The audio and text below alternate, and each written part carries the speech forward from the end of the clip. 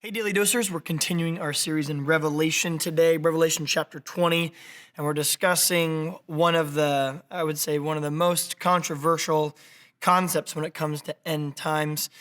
This will not conclude with a here's what I think or here's what you should think, but rather when you start maybe hearing conversations about this is going to be a word that comes up a lot. Chapter 20, verse 1 says, "And I saw an angel coming down out of heaven, having the key to the abyss, and holding it in his hand a great chain. He seized the dragon, that ancient serpent, who is the devil or Satan, and bound him for 1,000 years. He threw him into the abyss and locked and sealed it over him, to keep him from deceiving the nations anymore until the 1,000 years were ended. After that, he must be set free for a short time. I saw thrones on which were seated those who had been given authority to judge, and I saw the souls of those who had been beheaded because of their testimony about Jesus and because of the word. They had not worshipped the beast or its image and had not received its mark on their foreheads or their hands. They came to life and reigned with Christ 1,000 years. The rest of the dead did not come to life until the 1,000 years were over. This is the first resurrection. Blessed and holy are those who share in the first resurrection. The second death has no power over them, but they will be priests of God and of Christ and will reign with him for 1,000 years." Okay, so you're going to hear the word 1,000 years a few times in that chapter. And from that phrase, 1,000 years, we get the term millennial or millennium. And so what we basically have in the church is people, when you read that, we jump on basically one of three sides: what's called a premillennial view, a postmillennial view, or an amillennial view.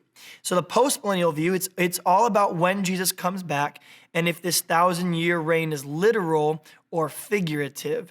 So people would say, oh, there's going to be a period of 1,000 years on earth where Satan is bound and he can't do anything to anyone. And it'll be like this amazing time for believers and followers, and Jesus is going to come and we're going to have this amazing period on earth where Satan can't deceive people or do anything. And then he's going to take everyone up to heaven. Then you've got another view that says, oh, it's actually backwards. We're going to have this crazy moment where all believers are taken up into heaven in one moment. And then after that, there's going to be this tribulation period, this hardship period. And during that 7-year period, Satan's going to try to deceive everyone. And some people in that time are going to come to faith in Jesus and others are not. This is a little bit like the Tim LaHaye version or the Left Behind version, where all of a sudden planes fall out of the sky, people's clothes are just sitting there and their skin and bones aren't there anymore because they've all been raptured up to heaven. Everyone kind of sits there going, what the heck happened?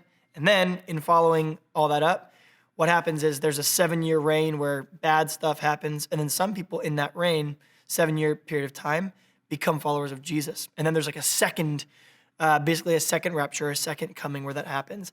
There's a third view called the amillennial view, which says, just like apocalyptic literature, this is all figurative.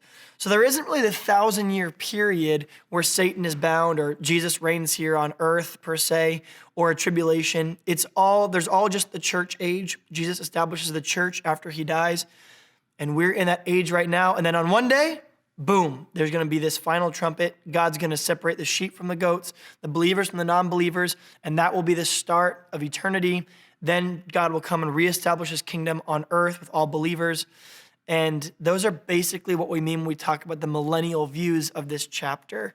So if you've been hearing that phrase, I'm a postmillennialist, I'm a premillennialist, I'm an amillennialist, I'm a tribulationist, I'm a pre-tribulationist, I'm a mid-tribulationist, I'm a post-tribulationist. It's all talking about at what point is Jesus coming back? What is going to happen when he does come back? And what do we do with this idea that Satan's going to be bound for this period of time? So that's kind of an open-handed thing. We talked about it in this last weekend's sermon. It's a yellow light issue. We're free to interpret this in any number of those ways, but we all agree on two things. A, the church age was established by Jesus, and at the end, all people who follow Jesus will be brought to him, and he will bring his kingdom back to earth and reign forever. Now, in that meantime, we can have all the arguments we want about here's going to be 1,000 years, or here's going to be the tribulation, or here's going to be the rapture, and that's all fine. And I think we have to have permission and Christian freedom to say, let's have those discussions. But I think the main thing is the main thing.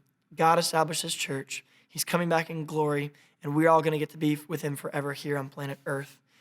And in between there, let's have a great time having those discussions, founded in Scripture. But that's a little bit of the background of what we talk about when we say millennial, premillennial, postmillennial, and the idea of the tribulation or that hard period of time where Christians will undergo severe persecution. We'll see you guys tomorrow to make more sense of this crazy book.